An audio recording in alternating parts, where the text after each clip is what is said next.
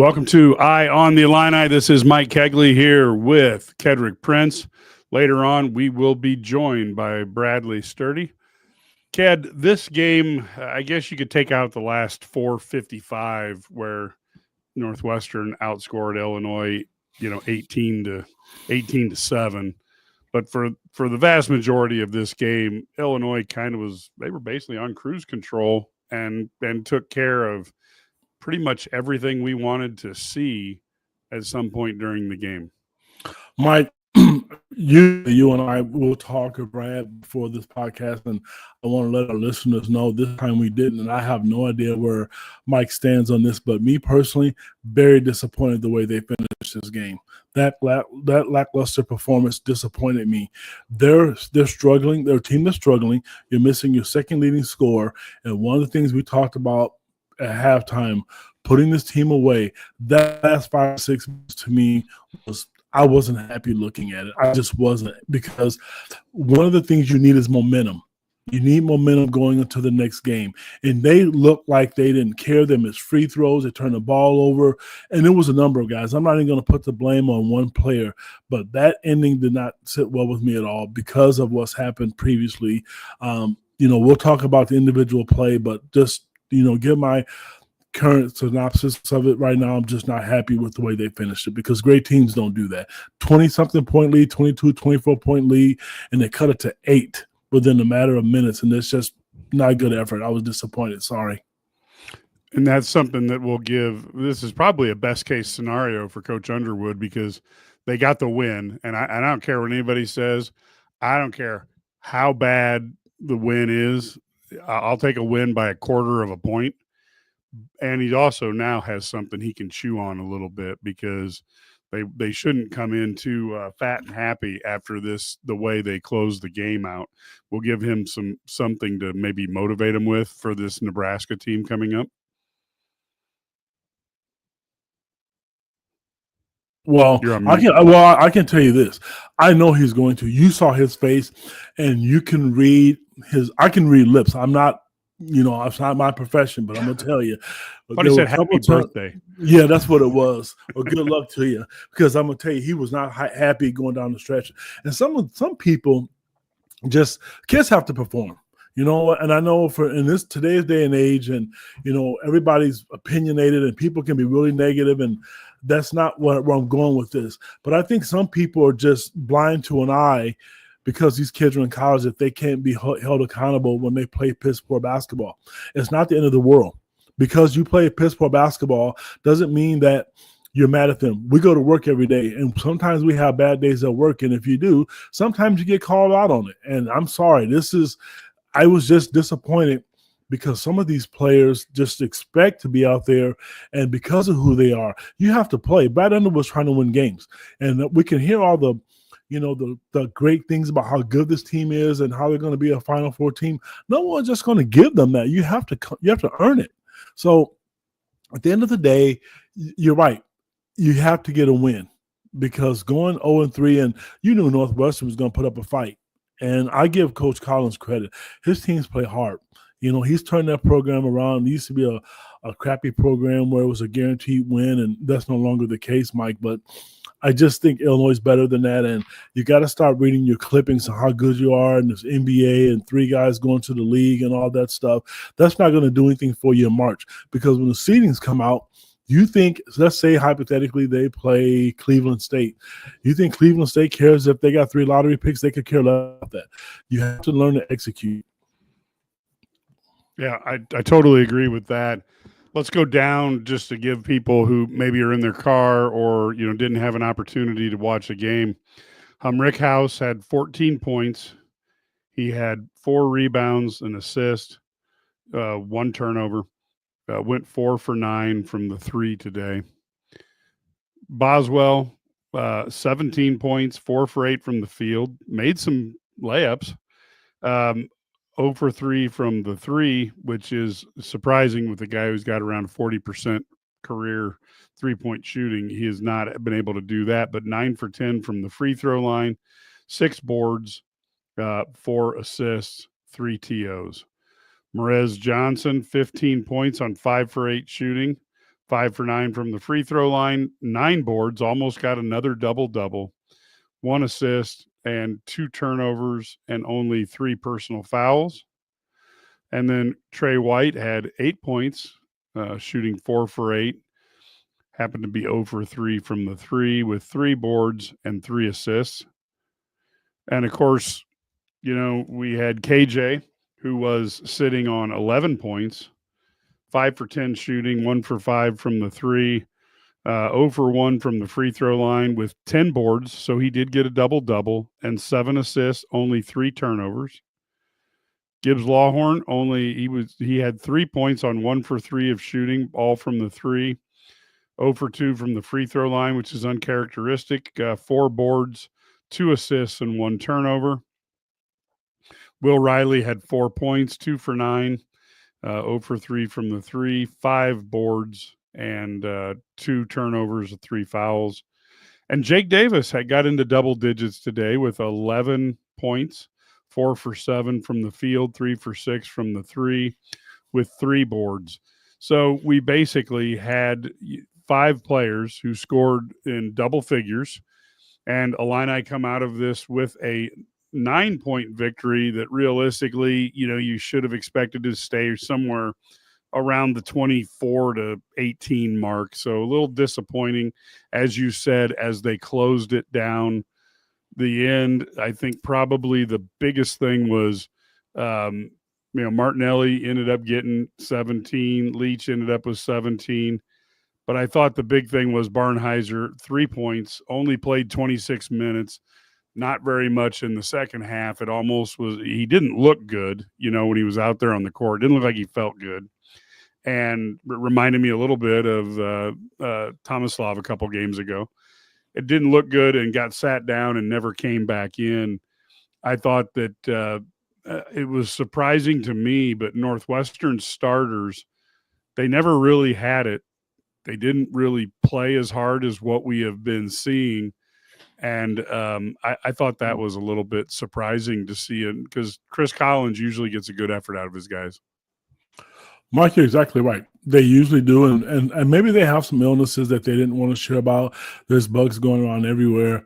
You went down the statistics, and I'm going to use the eye test for a second. I thought Jake Davis played great. And this is one of the reasons I'm not a big plus or minus guy. Jake Davis was, -1 today. And looking on the court, you would never saw that. He had 3 rebounds, 11 points. He shot, it was 4 for 7 from the field, 3 for 6 from 3. That's why, and 6 rebounds, like I said to you, and 1 turnover. That's why I'm not 0 turnovers. That's why I'm not a fan of it, to be honest with you, because I thought he was outstanding. We all talked about Morz Johnson and how well he played. I mean, he was a beast today, a beast, and he was only 6 points positive, and he was 15 points, and he had 9 rebounds and just 3 block shots, and he played 35 minutes. But again, great performance. The one guy that I want to give kudos to, because if you go back to when they played Northwestern in Evanston, the one guy, the whipping boy, was Ben Humrickhouse, and Northwestern did not take advantage of him today in any situation. That shows you his growth and how much he's improved and what the coaching staff has done, because if I'm Chris Collins, I'm trying to go back to that matchup. But it didn't happen today. So kudos to Ben Humrickhouse. And yeah, he was 4 for 12 from 3, from the field, but 4 of 9 from 3. I'll take that. He's much more productive. And if you really think about it, he was plus 13 today. So yeah. Again, I'm not into that stuff. And the 4 for 12, it is what it is. It's one game. But again, I know people are mad because they think I'm complaining, but good teams, when you feel confident, last year's nothing we can do about it. But you knew last year when they played, if they had a chance to put their foot on your throat, they put their foot on their throat, and they twisted, their heel to be done with you. This team needs to learn to do that, and they're young. It's not the same team, but that's what I want to see out of this team, because then you feel much more confident thinking, hey, you know what? This is one of the best teams in the Big Ten, and this team can go to the Final Four. Yeah, and somebody was asking, Humrickhouse played 29 minutes. He was plus 13. Boswell played 28 minutes. He was -4. Morz, 35 minutes, plus 6. Trey White, 21 minutes plus 17. And obviously KJ was 35 minutes plus 14. Gibbs Lawhorn was 19 minutes minus 1. Will Riley was 17 minutes 1. And Jake Davis was 16 minutes and minus 1. So it gives you a little bit of an idea of what was going on there. I thought a couple things were really nice. I thought Morz, he didn't do it every time, but he really cut down on the number of times that he took the dribble in the lane, which has killed him recently. And what I really want to see him, and this will take a little bit of time to elevate, but he's so good and so athletic that when he gets the ball, he just has to jump and try to dunk the darn thing. And I think, he is so powerful that he will get foul calls just because guys, will be in the way. And I do think, again, as he gets better, we will see him become more and more dominant on the inside, kid.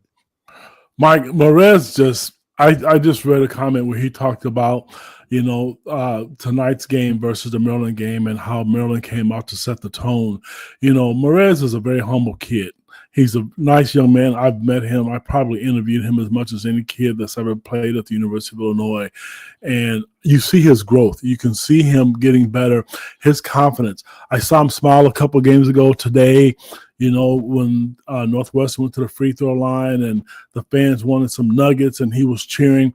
He's growing up right before our eyes. He really is. And maybe the loss stinks to Maryland. Maybe this is a blessing because fans have been calling for him all season long, and to see him go up and just dunk over people and finish over people the way he has, it's nice to see. You can see the talent level in him, and from a team standpoint, he gives them a totally different look, meaning in the tournament, if they play somebody with the big and who's forceful and, and opposite of a Bisic, then you can go to Morz and you're not going to lose anything. Now, I will say this again. I'm really curious to see now that he's getting minutes and Brad knows what he has in him, or the coaching staff knows what they have, if they'll play them a little bit more together. Because to me, if you had Bisic and the Morz tonight and a healthy Bisic, they beat Maryland. I believe that. I think they beat Maryland. I don't care if they won at Indiana today. I think Illinois is a better basketball team if you got a healthy roster. So this is kind of a blessing in disguise to have the big fella out to see Morz grow up right before our eyes. Yeah, and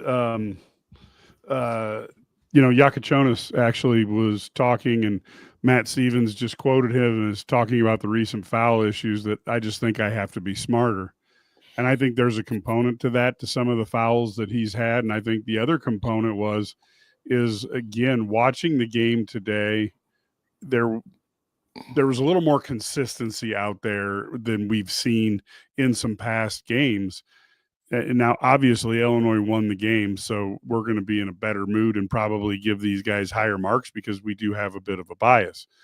At the same time, as a viewer, and I want to enjoy watching games, and there are a lot of games that Illinois wins that I don't enjoy watching because I can't figure out how I would coach a team to respond to the officials. I thought today the officials were largely invisible and didn't really cause too much trouble, and I thought they were right on a lot of their calls. Again, I hate to say it, but this is more of a rarity. It's more of the exception than the rule right now in the Big Ten. I'm not going to say, and I know people are probably going to roll their eyes and think because they won that I don't have any complaints about them. I don't.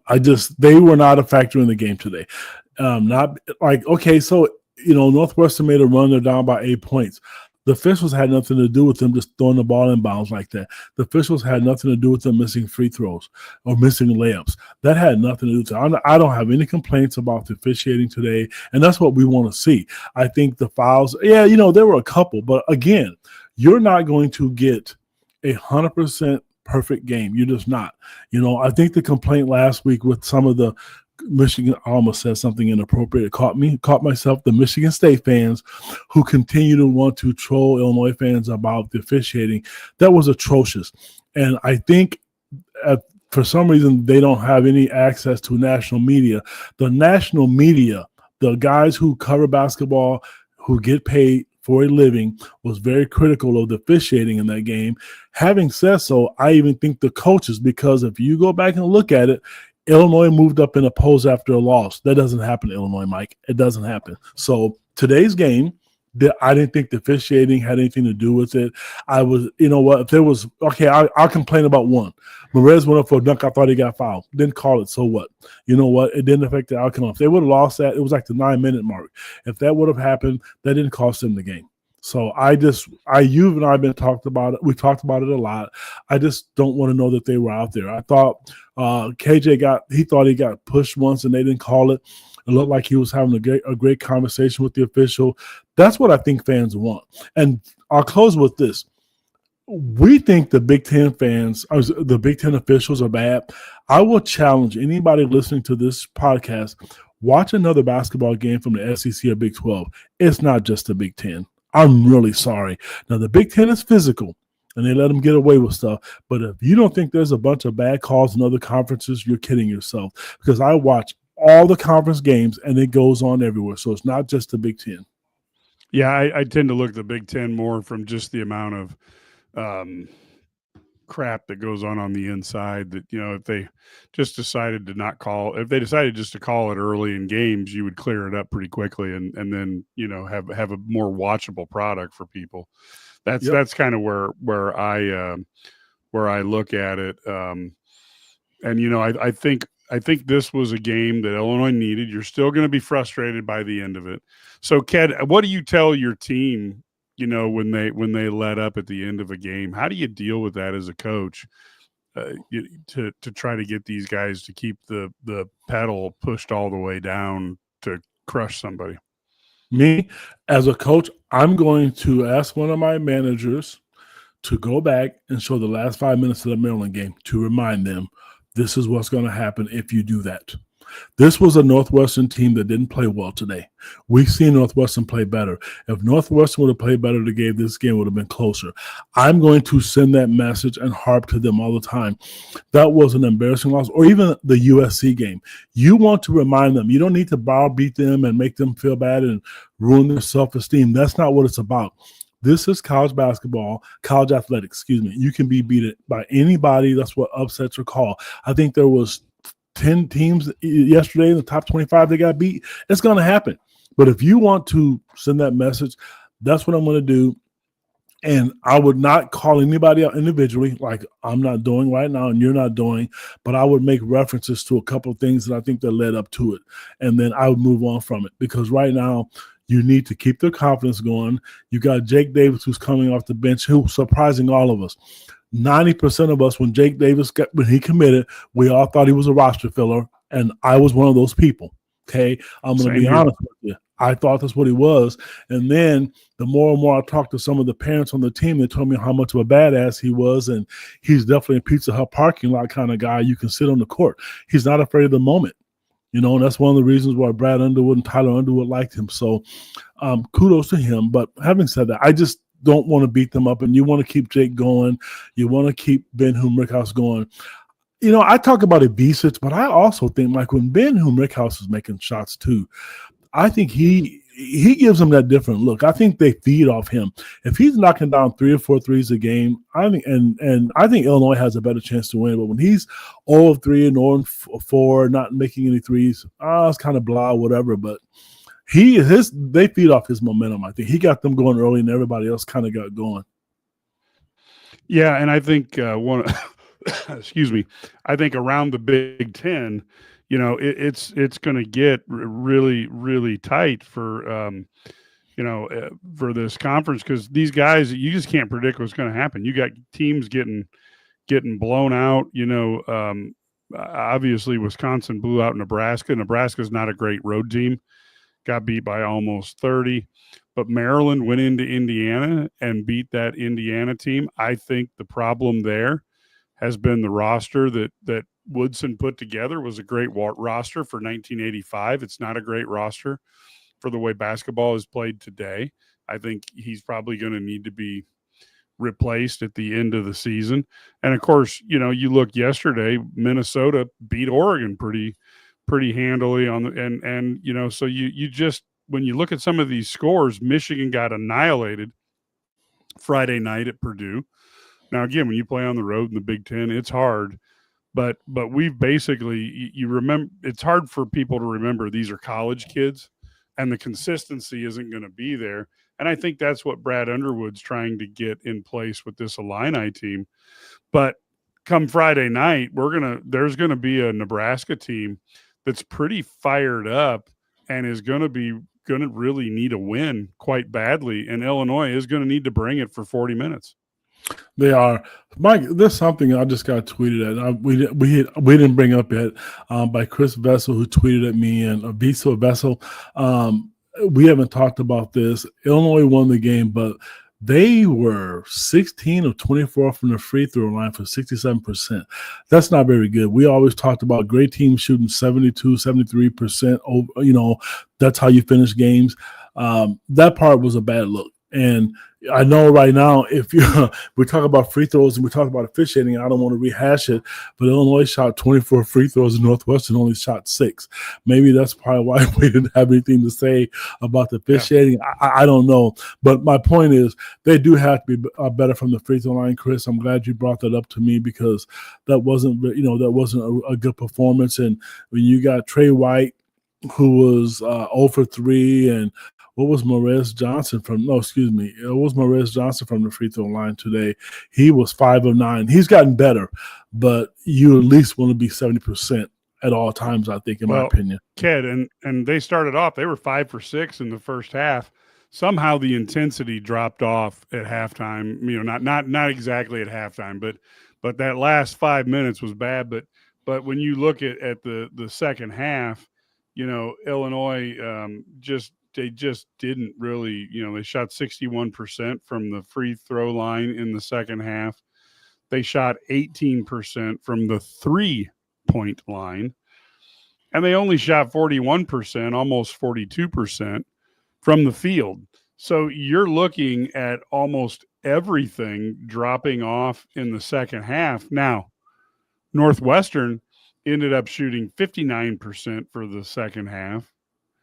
They shot 46 from the 3 in the second half. And now, granted, they only had 4 free throws, but they shot 75%. So you saw Northwestern, part of the reason why they made it look better and give them credit for their fight. But part of the reason why they did that is Illinois' defense wasn't as stout in the second half, and the offense wasn't as stout in the second half. Now, you were playing a lackluster Northwestern. I think this team is this Northwestern team is better than what they show.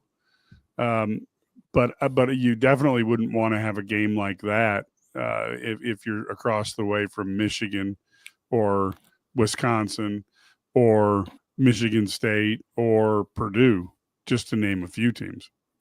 You're right. And a lot of people, I do think the Big Ten is going to be out of reach. I think it's going to be tough, but I'm never going to say never. And one of the reasons being, there's a lot of games to be played. I mean, a lot of teams, like we say, you look at Minnesota, who beat Oregon yesterday. That's not the only upset. Because people are the team that you root for, you tend to focus more on your school. But can you imagine what the Oregon fans are thinking right now? You know, we need a new coach and blah, blah, blah, or the officiating. It's going to happen. That's why I'm not panicking. But you started the podcast off with this.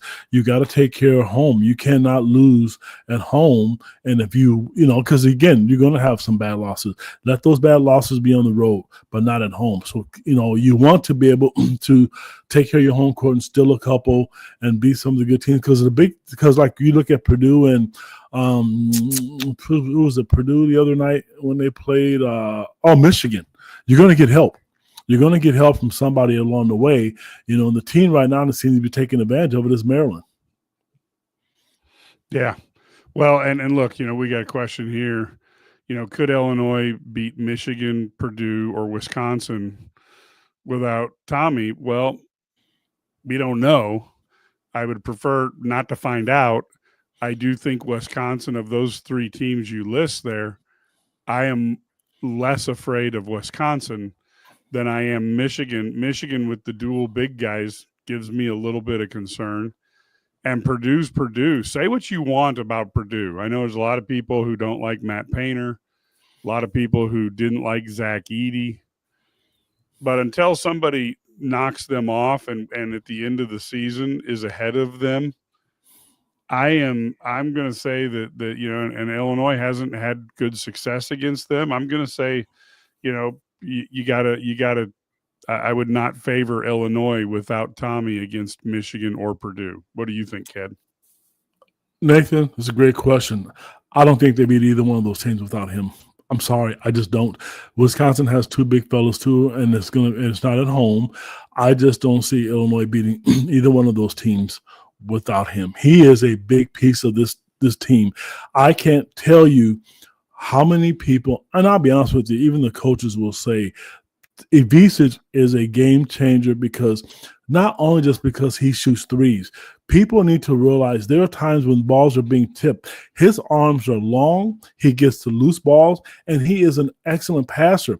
You spread the floor with him, and guys just cut off him. He serves them up like a well-done steak when he's out at the three-point line, and he can defend. The guys, when you look at Reese, he knew Reese wasn't there. He just went down to the post and he ate a buffet line against Illinois because there was nobody there. With the Ivisic, he at least gives you that opportunity to think, hey, I'm not going to do this. Now, we know Morz is a great shot blocker, but Morz isn't 7'1".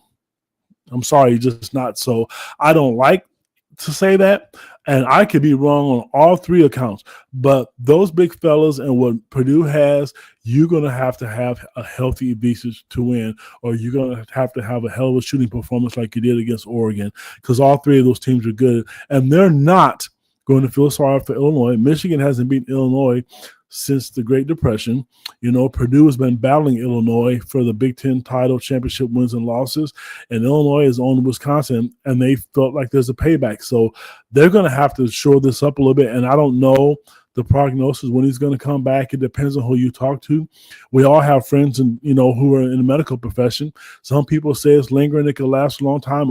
Coach Underwood said that he didn't think it would, so who knows? Yeah, and I like I said, that's a great question. We're speculating a lot. I like our chances a little bit against Wisconsin, although it depends which Crowell shows up, because he did not show up for Illinois' first game. He did not play to the degree that one would expect him to. And of course, you have Michigan State leading the league. Yet in the next few weeks, they are going to have to play quite a schedule when they're going to have to travel to UCLA. They'll play Oregon, Illinois, Purdue, Michigan, Wisconsin, Michigan, to kind of close it out. So we'll see how good Michigan State is. They're smart though. They've won, you win all your games, you get a little bit of a pad, but it would not surprise me to see a Purdue catch up to them. Purdue plays with the confidence of a team that's won for years, and they expect to win. But they also do the little things that help them get the victory, which is frustrating for people who don't like Purdue. But Matt Painter's a hell of a coach, so that's something that people will look forward. We'll have to look forward to. In terms of the plan for what's going on with Tommy. One of the things that we know that he looks better today. People have commented, that he looked much more healthy and moved around better today. So that's a good thing. And we will see there, they had talked about wanting him to try to play against Nebraska this Thursday night. I will tell you, everybody heals from mono at a different rate. So there's no guarantee that he is going to be ready for Thursday night. I'm sure they're going to try. And then when you do get back, you find out for some people they get winded very quickly, and it takes time to get back to where they were before they had mono. So I would say for Illini fans, you're going to have patience. These guys will get back as quickly as they can, but he may not be full strength for a little bit, and that's just something Illinois is going to have to fight through. They're going to, and I know everybody in the country is watching, and and I hope that we find out during one of Brad Underwood's press conferences this week. The university would let us know when that's going to be, and hopefully he'll be out there. But he did, and also kudos to him because he was sick last Sunday, and he went out there and battled Michigan State pretty good, as sick as he was. But when they played Maryland, he looked like he was tired. He hadn't slept in a few days. But today he did seem like he had a little bit more life to him. Maybe he is feeling better. And, again, everybody's body's different, but they're going to need him. I mean, everybody, has their guy that they like to watch. There's a lot of Morz fans and Draven Gibbs Longhorn fans. I'm just going to say, to me, the guy, the glue, the most important piece is Abisic. I'm not changing my mind with that. I can't, because I don't just look at this guy to shoot threes. I just look at, like I mentioned earlier, the little things that he does and to make everyone else better, and his passing. Like I said to you, I'm impressed with him. Because you can't take a 7-1 guy like that and who can score and shoot like that and say he's not effective. And again, Morz was great today. Not okay. Morz was great today, and it's good to see him perform. And he didn't have 5 fouls or 4 fouls tonight, so they didn't have to do that. That's one of the first times this season where he walled up and the official didn't call a stupid foul on him. So, we can look at the officiating crew, and I could give the names out because that's listed here. But kudos, because I did not see that being an issue today.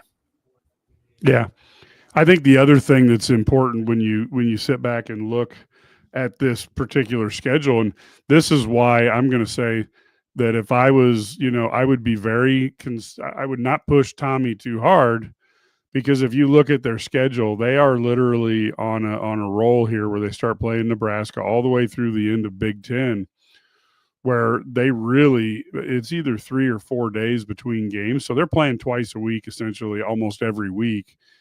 And it's literally the very end of the schedule where they get a little bit of time with Michigan and Purdue right before the Big Ten tournament. So there's a lot of action coming, and one thing you want to do is make sure you give him the opportunity to recover, as opposed to pushing him too hard and then have him somehow slide back and not feel well, because these games are going to come fast and furious. It's just chop, chop, chop, chop, chop. So that's the one thing that kind of scares me.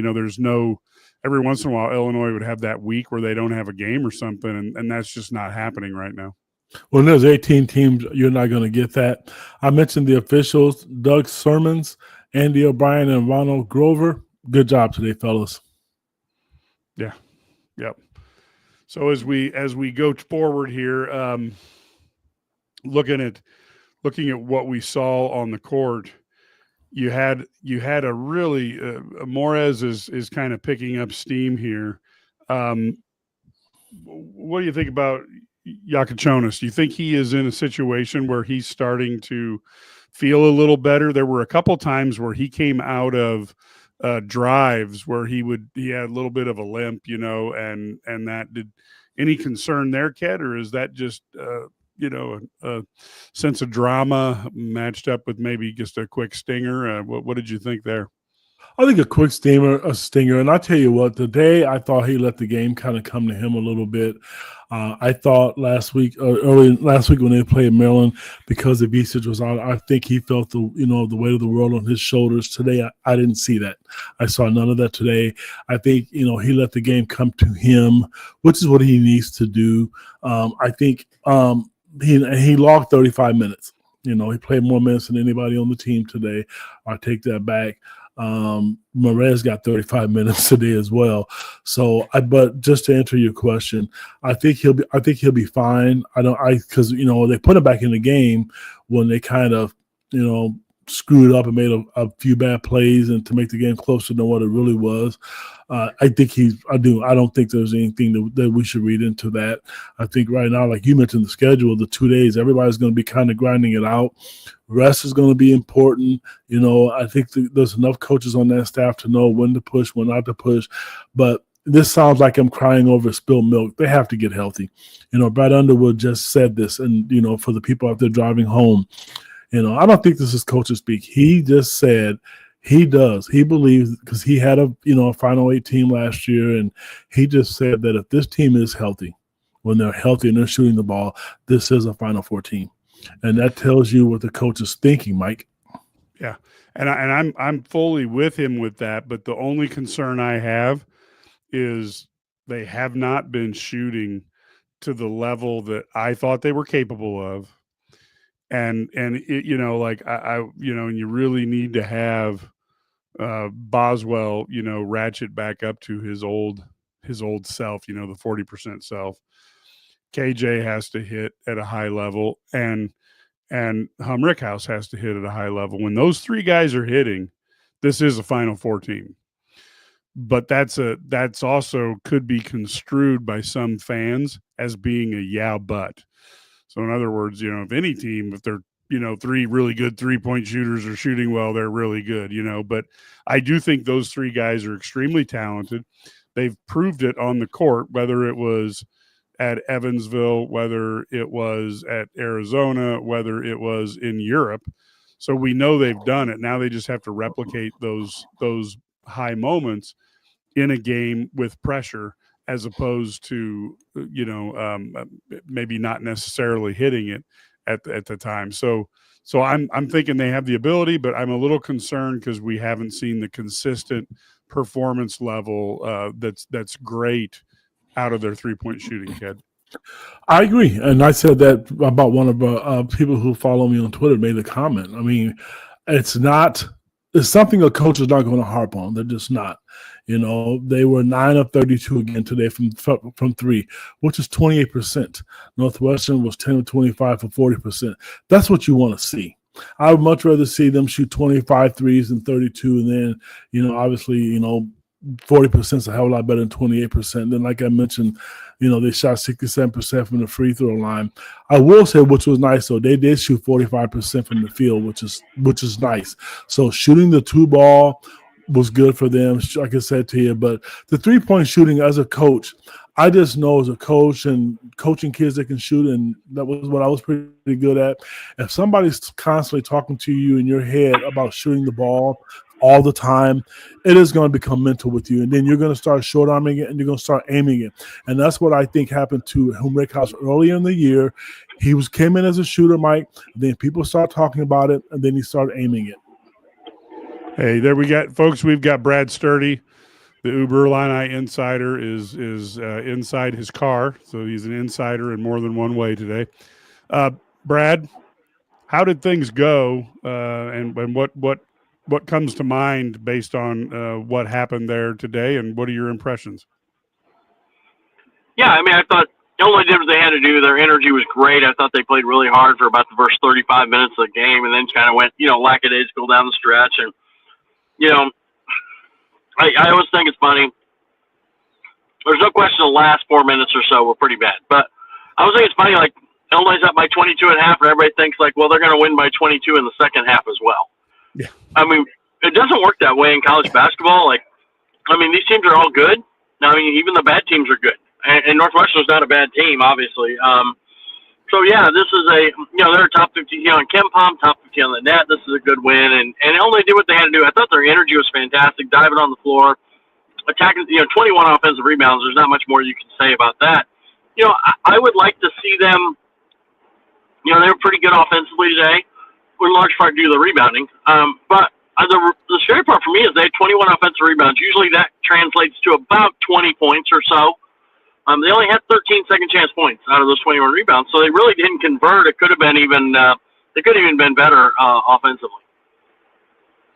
Well, I blame a lot of that last 5 minutes on the fact that you tweeted out that it for what 450 whatever or that 455 or whatever that they were up 76 to 56. So I'm placing a lot of this on you and your tweeting. Well, I don't know if they were looking at my Twitter, but maybe they were. I'll take the blame. Well, if maybe Tommy took a look at it, and then he said something to the rest of the team, and then next thing you know, you've demotivated the entire Illini squad. Way to go! Yeah, my bad. I actually did talk to Tommy before the game, though. It was funny. Tommy was down in the media room grabbing some popcorn, and he looks so much better than he did just a couple days ago. So, they're hopeful that it won't be too long that he's out. Yeah, we talked a little bit about the unpredictability of mono in terms of return times. And, of course, that Nebraska team is going to have their proverbial back against the wall after being pasted by Wisconsin. So, I mean, there's no easy games in the Big Ten because there's no bad teams. There may be some teams that aren't as good as the others. And then you give them motivation like what Nebraska is going to have, and Illinois had better have it strapped on when they make that trip to Nebraska. Yeah, I really think energy is the key for this team. When they play hard, they put energy. That's the controllable, right? Shots may not go in, but once again, I think it's 12-1 now. 12-1 when they shoot better than 28%.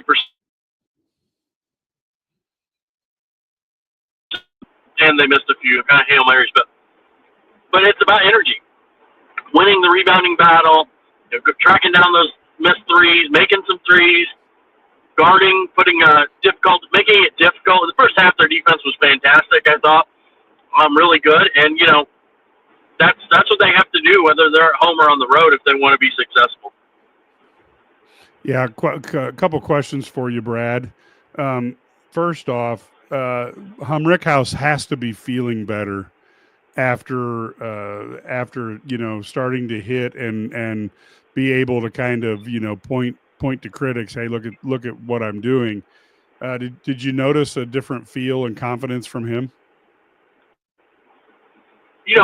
I'm not sure.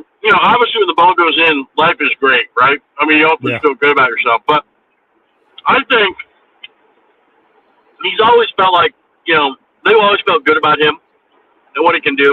It was more of a fan base thing, and fans kind of do their thing.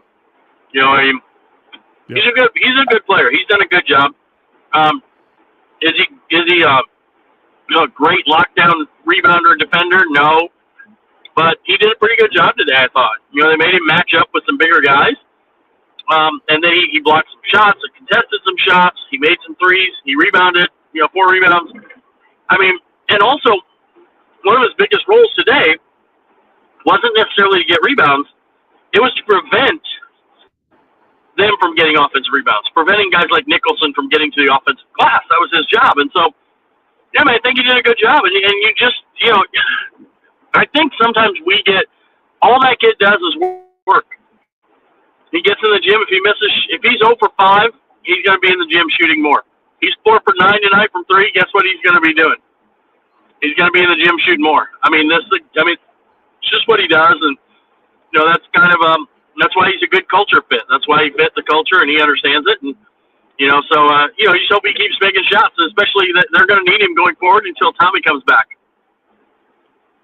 Well, let me ask you another question, because Ked and I both talked about the fact that we thought Jake Davis was just a roster piece for this year. Kind of get some practice and be able to contribute next year. Were the coaches, have they been surprised by how well he's done? And what were your expectations for Jake? I think he's exactly what they thought he would be. He's tough. He plays hard. He understands the game. He can knock down open shots. I mean, I think he's exactly what they thought he would be. Let's be honest. He's very, very similar to Luke Goody in some respects, in the fact that he's going to, be tough. He's going to battle for rebounds. He's going to battle on defense. He's going to make open shots. I mean, he's very much like, replacing Luke Goody. So, he's doing what they wanted him to do. I think there was an adjustment for him at the beginning, trying to figure out, what he was trying to do, how to do it, how he fit, and now he's settled into a role nicely, and, being nice, even if it's a 10-minute guy off the bench who can knock down shots, boy, that's great to have. Ked, any thoughts on that after you and I? Ked just left the building. As we're going forward now, did you think that? I didn't think Morz played that much differently than he normally does, other than the fact he dunked instead of dribbled, which is great.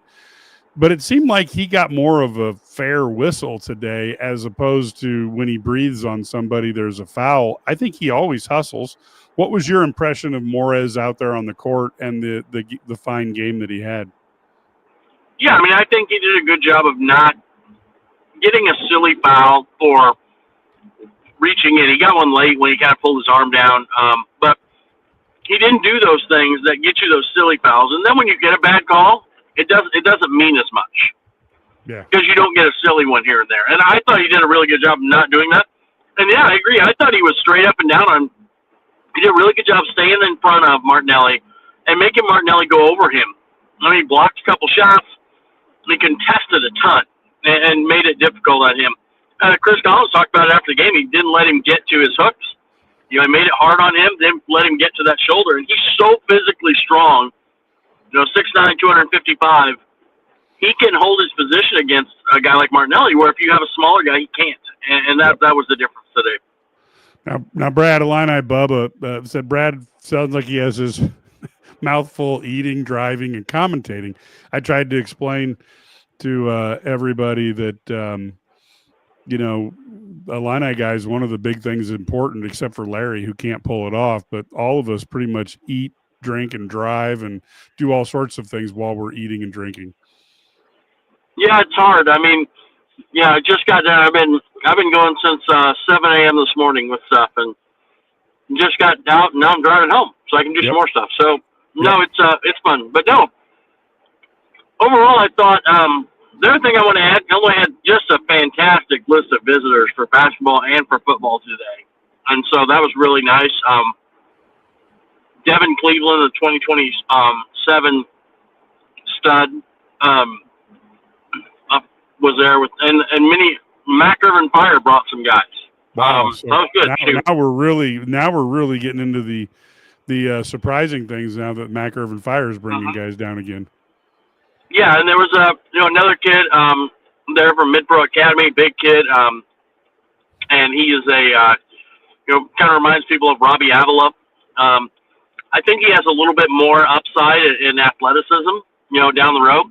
I don't know how, I can't say he's that skilled because Robbie's pretty ridiculously skilled. So that was good. And Keaton Wagler, the commitment, the signee from 2025, Illinois got to watch him play Saturday. He was playing in Quincy. He played Friday and Saturday in Quincy and was able to come over to the game. Talked to them. What a great kid. Really fantastic. Talked about his season. Talked about where he's going. He really loves Adam Fletcher, loves what he's going to be able to do to him from a strength standpoint. Really feels like that is a guy who can make a difference in his, in his career. Yeah, no, that's great. And of course, folks, if you as you know, IlliniGuys.com, we have a website where we do Illini recruiting, etc. That's the mothership, $99 a year, and you get the message boards, and that's where Brad and Ked put an awful lot of the recruiting information. We keep that behind subscriber walls. There's got to be a reason why people subscribe to Illini Guys. You'll see a lot more stuff there.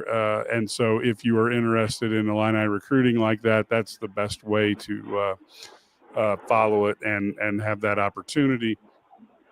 And, of course, obviously, as many likes as you can give us. We really appreciate everybody being here watching, whether you're on Twitter, whether you're on YouTube. We appreciate it. And, of course, make sure you like and share our stuff as much as you can. And of course, if you go to YouTube, you can go to IlliniGuys.com, and that's where you can get that's where all of our videos are. If you subscribe to that, then they'll come your way and you won't have to fight around. And if you have any Illini fan friends, please send our stuff out to them so that they know about it from a social media standpoint. That's one thing I always tell people to go ahead and do. Brad, any other thoughts, in closing? I guess, when I look at Yakachonis today, I thought he played really well and he stayed within himself. How did he look to you as he's, going out there, coming off of that injury a few weeks ago and now playing without his pick and roll buddy? How did you think he looked overall? I thought it was really good. Northwestern, was gonna, make it hard on him. They make him give the ball up off that ball screen. They really wanted him to give the ball up, and he did. He found guys wide open. To be honest, I mean, he had 11 points and he had 10 rebounds, 7 assists. If guys would have made some wide open shots, he would have easily had a triple double. He made some great beats, I thought, and really just played smart and just he's so talented that I think he also the other thing about him when he's on the floor, they took him out for a stretch in the second half, and the ball just stuck. Yeah. It becomes ISO. It's one-on-one. It's the ball didn't move. Guys trying to get their own. And it's amazing when he's on the floor that everybody else now passes the ball too. Because he'll run up a ball screen, he'll find a guy, and then that guy will attack a closeout, kick it, move it, ball changes sides. And that's really against the Northwestern defense, the way they overhelp. They make you throw through their arms, their legs, their length, and try and get tips on passes so that you can't make that pass to the weak side. But the weak side's always open. And that's the way they play. And it's they help from the weak side. They make you change sides, which is not that easy to do. And they really do a great job getting their hands in gaps for penetration. They really do a good job with helping without over-helping on the ball side. They can still get in the gap there. So very impressed with their defense. Illinois executed their game plans very well. And a large part was due to Kasparas, Yakichonis. You can watch him play. He's reading all the time. He's learning as he's going. What's going to be open? What are they going to do? How are they playing me? And he makes that adjustment. He's just got so smart as a basketball player. The problem is sometimes guys that are that cerebral and that talented, they think they can make plays that probably aren't there. They also sometimes think that the other guys are thinking the same way they are, and they probably aren't. The other guys aren't seeing the same thing he is, and so it's like a learning thing, and for all of them. But I thought he was fantastic. Really got Morz involved. I think that was huge. You look at Morz last game, really struggled, never really got involved. Now you get him involved early. You make a play, you get him a dunk. You get Humrickhouse a wide open 3 or 2. You get those guys involved, and all of a sudden, now this team is effective, and it's very difficult to play against them because they're able to have so many guys that can hurt you, and so that's where that's the really impressive part about this squad. And when he's clicking, they're going to win most of the time. One final question, Brad. But what was the mood of Coach Underwood in the post game? We've seen one of the 12 worst losses at home in Illinois history, and now we see a game that, aside from the last 4 minutes, had to be a very satisfying game. What was his mood like post-game? It was good. I mean, I think he loves the upside. Of course, he's ready to get to the Chiefs game. I watched the Chiefs game, so I think that's the biggest thing. But he loves the upside that this team has. I mean, they have to get whole, but he really thought that they brought the energy. And they did. It's hard to – I mean, for me, I thought they did exactly what you wanted them to do. You control what you can control. They can control their effort. They can control the energy they play with. They can control understanding game plans and scouting reports. Ball doesn't go in, okay. The other team makes a tough shot, okay. It happens. That's part of basketball. They did a great job of controlling the controllables today and bringing that energy. And so he was happy with that. I don't think he loved the last 3.5 minutes at all. His sideline, that was the only time I really saw him irate on the sideline. But yeah, definitely something where it's a really good win. I think he's happy, but he knows they've got a tough sled here, and they got to battle through it without Thomas Hall. All righty, Ked, final thoughts, and then we'll have Brad wrap things up. Well, sorry about technology. It's one of my favorite things. I'm a huge techie guy, but you can't control it. So sorry, and I apologize for that. But while I was off air, you guys were talking about the upcoming schedule, and so I did have a chance to look at Nebraska's schedule while I was off, and I was hoping and praying that Nebraska had a game this week, and they don't. So they're going to have the same amount of rest. The advantage is going to be to Nebraska because it's at home. So I was hoping they had a Tuesday game, and then they had to prepare, and then a turnaround for Illinois, but that's not going to happen. So they need to be prepared, get dialed in. Be the team that you think that you're supposed to be. You lost some games at home. There's no sense of crying over spilled milk. There's nothing anybody can do about it. Just go get another one on the road. And Brad, I'll give you the final word here.